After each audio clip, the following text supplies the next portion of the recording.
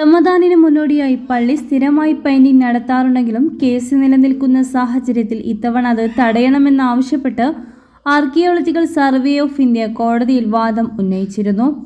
എന്നാൽ ആ വാദം തള്ളിക്കൊണ്ട് സമ്പലിലെ ഷാഹി ജുമാ മസ്ജിദ് ഒരാഴ്ചക്കുള്ളിൽ വെള്ളപൂശി പെയിന്റ് ചെയ്യാമെന്ന് അലഹബാദ് ഹൈക്കോടതി ആർക്കിയോളജിക്കൽ സർവേ ഓഫ് ഇന്ത്യയോട് നിർദ്ദേശിച്ചു.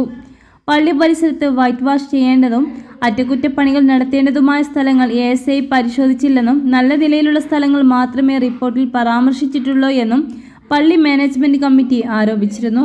ബുധനാഴ്ച ജസ്റ്റിസ് രോഹിത് രഞ്ജൻ അഗർവാളിന്റെ സിംഗിൾ ജഡ്ജ് ബെഞ്ച് പള്ളിയുടെ പുറംഭിത്തി ഒരാഴ്ചക്കുള്ളിൽ വെള്ളപൂശി പെയിന്റ് ചെയ്യാമെന്ന് ASI റിപ്പോർട്ട് ഉത്തരവിട്ടു.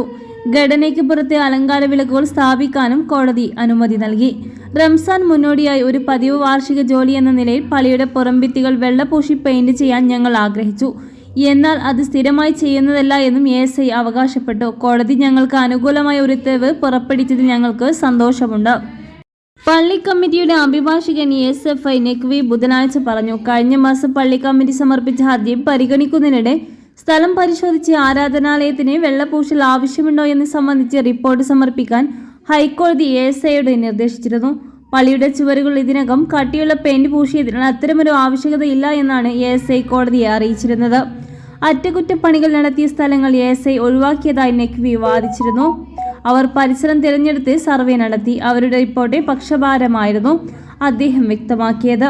മുഗൾ ചക്രവർത്തി ഔറംഗസീബ് തകർത്ത ശിവക്ഷേത്രത്തിന്റെ അവശിഷ്ടങ്ങളിലാണ് പള്ളി നിർമ്മിച്ചതെന്ന് അവകാശപ്പെട്ട് ഭരണകക്ഷിയായ BJPയുമായി സഖ്യമുണ്ടാക്കിയ ചില ഹിന്ദുത്വ ഗ്രൂപ്പുകൾ കഴിഞ്ഞ വർഷം നവംബർ 19 പ്രാദേശിക കോടതിയെ സമീപിച്ചതോടെ പള്ളി ഒരു വിവാദത്തിലേക്ക് നീങ്ങി. ക്ഷേത്രത്തിന്റെ അവശിഷ്ടങ്ങൾ ഇപ്പോഴും പള്ളി വളപ്പിലുണ്ടെന്നും ഘടന ഹിന്ദുക്കൾക്ക് കൈമാറണമെന്നും അവർ വാദിച്ചു.